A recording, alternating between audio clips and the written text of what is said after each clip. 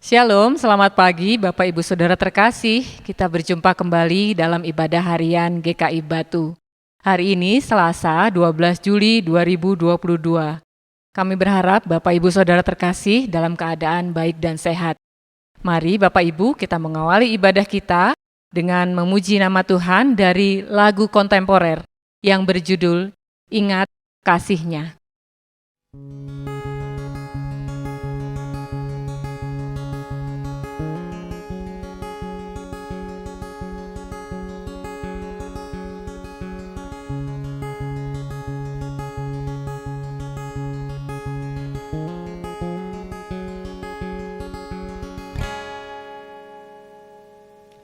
Ingat kasih-Nya, ingat kebaikan-Nya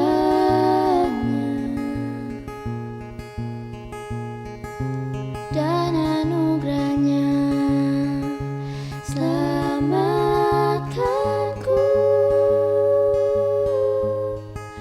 Sebab kasih-Nya setinggi langit, kasih setia Allah pada kita. Besar kasih Allah pada kita.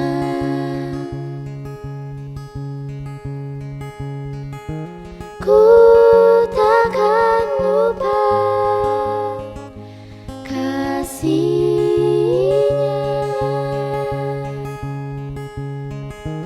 Ku takkan lupa anugerah-Nya. Dia penuhkan, Dia penuhkan, Dia puaskan hasratku.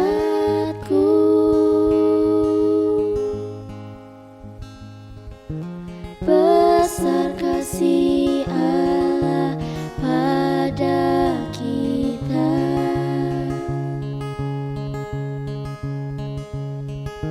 Ku takkan lupa kasih-Nya.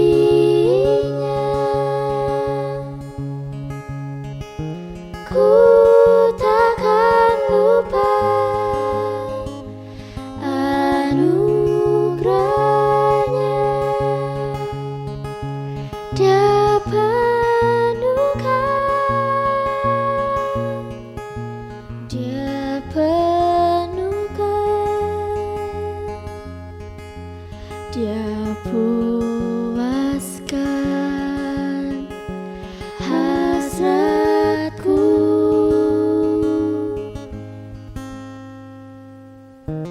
Besar kasih Allah pada kita.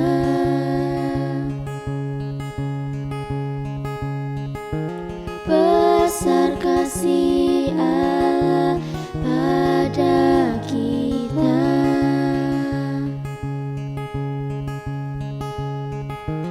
Besar kasih Allah pada kita.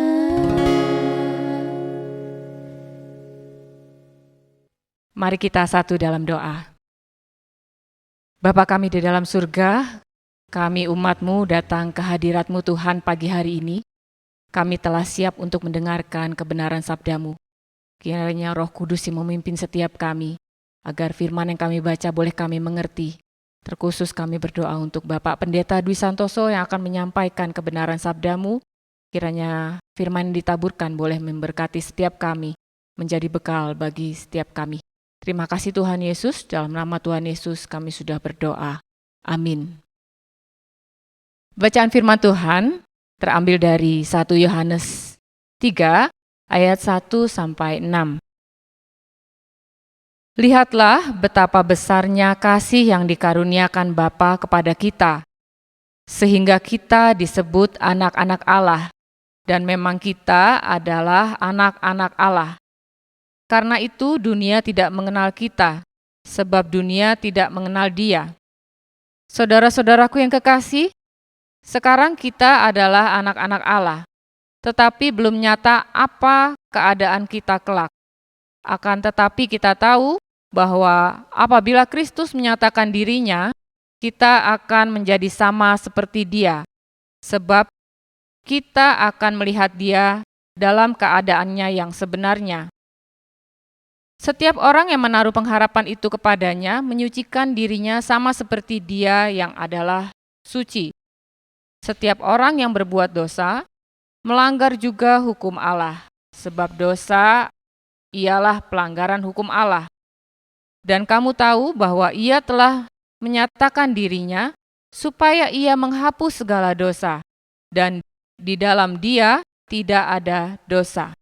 Karena itu setiap orang yang tetap berada di dalam Dia tidak berbuat dosa lagi. Setiap orang yang tetap berbuat dosa tidak melihat dan tidak mengenal Dia. Amin. Saudara-saudara yang terkasih, hari ini renungan yang akan saya bawakan berjudul Kasih-Mu Mengangkatku. Bapak Ibu Saudara yang terkasih, seorang penyanyi yang bernama Josh Groban cukup familiar di telinga kita. Penyanyi yang berasal dari Los Angeles itu memberkati kehidupan banyak orang berkat lagu yang ia nyanyikan. Bapak Ibu mungkin masih ingat lagu yang berjudul You Raise Me Up. Lagu tersebut mula-mula dinyanyikan oleh seorang yang bernama Rolf Loveland pada saat ibunya meninggal. Di pemakaman itu, Loveland menyanyikan lagu ini. Lagu ini dinyanyikan oleh Loveland sebagai penghormatannya kepada ibunya yang telah berjasa dalam hidupnya, yang telah mengangkatnya dari keterpurukan, yang menguatkannya saat ia lemah, dan yang membimbingnya untuk meneruskan perjalanan hidup. Loveland bersaksi bahwa semua itu bisa terjadi karena kasih. Kasih seorang ibu bagi anaknya, kasih yang tulus yang berkontribusi mengubah masa depan anak-anaknya. Bapak Ibu Saudara yang terkasih, dengan kasih-Nya yang besar, Tuhan Allah juga mengangkat kita anak-anaknya. Di dalam bacaan kita 1 Yohanes 3 ayat 1 di sana mengatakan, lihatlah betapa besarnya kasih yang dikaruniakan Bapa kepada kita, sehingga kita disebut anak-anak Allah. Ini adalah penyataan besar yang disaksikan kitab suci bahwa Allah adalah Bapa surgawi kita dan kita menjadi anak-anaknya. Kita diangkat menjadi anak-anaknya karena iman kita di dalam Yesus Kristus, seperti yang disaksikan Injil Yohanes 1 ayat 12. Menjadi anak-anak Allah adalah anugerah terindah di dalam kehidupan kita. Sebab sesungguhnya bukankah kita ini bukan apa-apa dan bukan siapa-siapa jika kita tidak menerima anugerah pemberian Allah di dalam Kristus itu. Bukankah kita dahulu adalah orang yang bergelimang dengan dosa? Kita ibarat permata yang dibuang di kandang babi, sesuatu yang berharga yang jatuh di lumpur dosa. Tetapi karena kemurahan dan anugerah Tuhan di dalam Yesus Kristus, kita diangkatnya, kita dipanggilnya di dalam pertobatan, dan kita diselamatkan, bahkan kita diberikan hak istimewa menjadi anak-anak Allah. Bapak Ibu Saudara yang terkasih, sebagai anak-anak Allah, sebagai anak-anaknya, tentu seperti Bapa yang memiliki harapan terhadap hidup anak-anaknya, Ia juga memiliki harapan terhadap hidup kita. Ada dua hal yang Tuhan harapkan atas kehidupan kita sebagai anak-anak-Nya. Yang pertama adalah bahwa Tuhan, Bapa, ingin agar kita hidup seperti Kristus.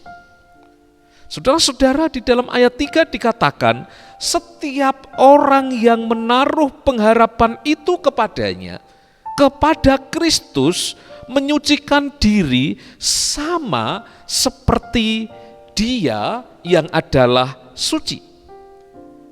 Saudara-saudara, kalau begitu, status sebagai anak-anak Allah bukan tujuan akhir kita. Karena ternyata tujuan akhir kita dipanggil untuk hidup serupa dengan Kristus. Sebab itu Bapak Ibu, kita harus menjadikan Kristus menjadi role model di dalam kehidupan kita. Agar kehidupan kita seperti Kristus, maka kita pun wajib menempatkan Kristus menjadi teladan hidup kita. Kita mau dipimpin olehnya sehingga di dalam kehidupan kita, dalam relasi kita dengan Kristus, menjadikan hidup kita seperti Dia yang adalah suci. Dan tentu tugas ini harus kita responi, panggilan ini harus kita responi dengan kasih. Meresponi kasih Allah yang telah dianugerahkan di dalam Kristus.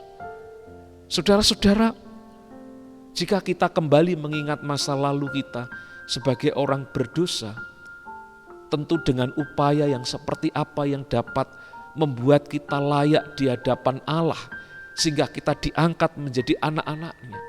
Jika bukan karena pengorbanan Tuhan Yesus, melalui darah dan firman-Nya, kita disucikan, kita dibasuh bersih, kita dikuduskan. Dan karena itu Tuhan ingin agar keadaan itu kita pakai, kita rawat, kita pertahankan, supaya kita meniru kehidupan Kristus itu. Bagaimana kita membawa kehidupan kita agar kita menjadi peniru-peniru Kristus. Ada yang mengatakan dengan istilah imitatio Christi, imitasi, tiruan. Yang dimaksud dalam bagian ini adalah bagaimana kita bisa meniru agar kita kelak menyerupai Kristus yang menjadi teladan kita itu. Dan tentu karena Kristus telah mengutus Roh-Nya yang kudus, mau tidak mau kita harus memberi diri agar Roh Kudus itu kemudian memimpin dan menguasai hati kita.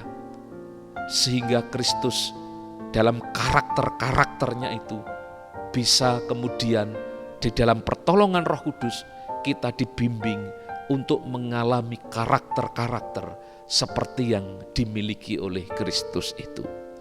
Saudara yang terkasih, yang kedua, Bapa ingin agar hidup kita berada di dalam Kristus. Tuhan ingin agar hidup kita bukan saja seperti Kristus, tetapi juga berada di dalam Kristus.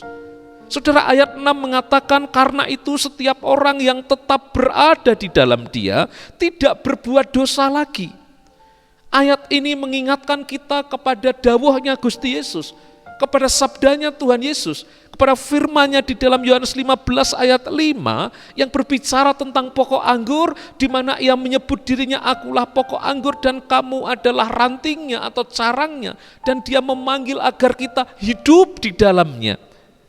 Kalau kita ingin berbuah, maka kita diminta untuk tinggal di dalamnya, tinggal di dalam relasi kasih dengan Dia. Dan betul, memang inilah cara bagaimana kita bisa memiliki sebuah kehidupan yang bisa menyerupai dengan Kristus, dan kemudian kita bisa tinggal di dalam Kristus kalau di dalam diri kita ada kerinduan dari kita semuanya untuk terus membangun relasi dengan Kristus. Relasi kasih itu semakin intim, maka kehidupan kita semakin terjamin. Semakin kita menempel kepada sang pokok itu, maka kehidupan kita akan mendapatkan asupan yang baik dari Dia. Hidup kita akan terjamin, termasuk kita akan terlindungi, aman, karena kita menyatu dan bersandar pada pokok yang kuat itu. dan yang pasti membuat hidup kita terlatih untuk bisa berkata tidak kepada kuasa dosa dan kejahatan. Karena hidup kita di dalam Kristus membuat kita tidak lagi melayani kepentingan atau keinginan kedagingan kita. Tetapi ketika kita berada di luar Kristus, maka kita bisa jatuh di dalam berbagai macam pencobaan dan dosa. Sebaliknya, kalau kita tinggal di dalam Kristus, maka kita juga dimampukan. Kuasa Kristus memampukan kita untuk menangkal dari segala godaan dan tantangan dari siasat dan kuasa si jahat. Termasuk saudara, jika sebagai manusia biasa kita penuh dengan kelemahan dan kemudian kita bisa jatuh di dalam dosa itu, kita pun akan segera ditolongnya. Karena tangan Tuhan yang kuat, tangan Kristus yang penuh dengan kasih itu akan mengangkat kita sehingga kita tidak terpuruk, tidak jatuh tergeletak. Kita bisa bangun kembali karena tangan Kristus yang menopang kita. Bapak Ibu Saudara yang terkasih, kasih Bapa yang telah mengangkat kita menjadi anak-anaknya itu, oleh karena Bapa mengerti betul bahwa hidup kita ini berharga. Tuhan tidak ingin kita menyia-nyiakan hidup kita. Tuhan ingin agar kita selalu menjadi pribadi-pribadi yang menyadari keberhargaan kita. Sehingga ketika dalam situasi terjatuh pun, dalam kondisi penuh pergumulan dan kemudian berbeban berat, kita mengalami masalah-masalah yang sedemikian pelik pun, Tuhan ingin supaya kita melibatkan Ia, Kristus yang menjadi pokok yang kuat itu, untuk menjadi penolong kita. Coba bayangkan Bapak Ibu Saudara, kita renungkan bukan saja siapa kita dulu, tetapi juga melewati masa-masa pandemi ini, di mana krisis kehidupan terjadi, bukan hanya krisis kesehatan bagi manusia,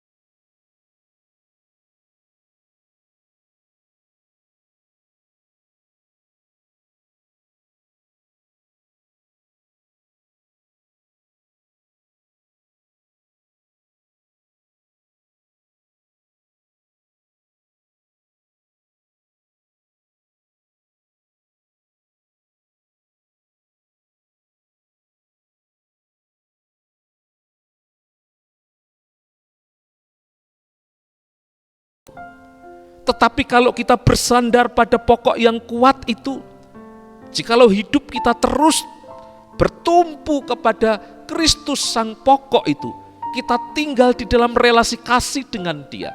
Ibarat hidup kita seperti ranting atau cabang, kita akan menjadi ranting atau cabang yang kuat. Tetapi kalau kita tidak menempel kuat, kalau kita berada di luarnya, maka kita bisa semplah. Hidup kita seperti ranting yang bisa patah ketika tertiup angin yang kencang.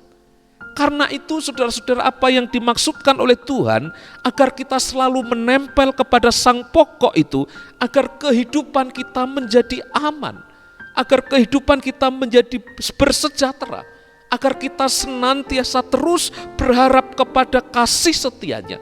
Oleh sebab dari sanalah sumber kekuatan kita. Bapak Ibu Saudara yang terkasih, Tuhan Yesus tidak pernah meninggalkan kita. Seberat apapun masalah kita, Tuhan tidak pernah kalah dengan masalah kita. Ia justru memberi diri, memberi pertolongan, mengangkat hidup kita, memulihkan kita dengan cara dan kasih-Nya yang luar biasa. Sebab kita tahu, bagi Dia, bagi Allah, tidak ada sesuatu yang mustahil. Karena itu di dalam perenungan firman Tuhan ini kita diajak untuk mengingat kembali betapa besarnya kasih-Nya. Kita diajak untuk mengingat kembali, mengingat akan kebaikan-Nya. Kita diajak untuk mengingat dan menikmati kembali anugerah-Nya yang luar biasa. Tentu sebagai anak-anak-Nya, mari kita berseru kepada Bapa kita, sebab Ia sanggup menolong kita. Jangan tinggalkan persekutuan kita dengan Allah Bapa kita, sebab dari sanalah sumber kekuatan kita. Di dalam kasih-Nya, bukan saja mengangkat kita, tetapi juga di dalam kasih-Nya memberkati dan menyelamatkan hidup kita. Tuhan memberkati kita sekalian. Amin. Mari kita berdoa.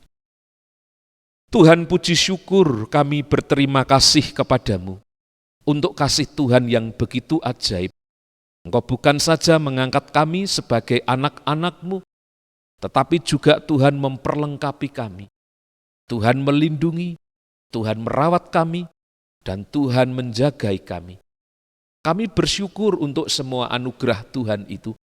Dan karena itu sebagai respon kami, di dalam meresponi apa yang telah Tuhan kerjakan itu, ya Bapa, biarlah kami juga terus untuk mengubah diri kami, agar hidup kami menjadi seperti Kristus. Itulah yang menjadi harapan Bapa. Dan mampukan kami ya Tuhan melalui pimpinan Roh-Mu yang kudus, agar hidup kami benar-benar meneladani Kristus. Kami tahu, kami lemah, kami manusia biasa. Karena itu ya Bapa, di dalam Putra-Mu Tuhan Yesus Kristus, topanglah dan tolonglah kami, supaya kami bisa melakukan firman-Mu dan panggilan-Mu itu di dalam kehidupan kami. Kami sebagai jemaat-Mu dalam kehidupan kami, kiranya Tuhan memberkati pekerjaan kami, rumah tangga kami, memberkati hari kami, baik hari ini maupun hari-hari ke depan kami, dengan segala kebaikan Tuhan. Dan biarlah dalam hidup kami senantiasa ingat akan kasih setia Tuhan. Saudaraku yang terkasih, mari kita memasuki kehidupan kita hari ini dengan mengingat berkat penyertaan Tuhan. Karena itu arahkanlah hatimu kepada Tuhan, sambut terimalah berkat-Nya. Kasih karunia dan damai sejahtera dari Allah Bapa, kasih yang menyelamatkan dalam Tuhan kita Yesus Kristus, penyertaan dalam Roh Kudus akan menyertai kehidupan kita sekarang dan selamanya. Amin. Bapak Ibu selamat pagi, Tuhan memberkati, salam sehat, shalom.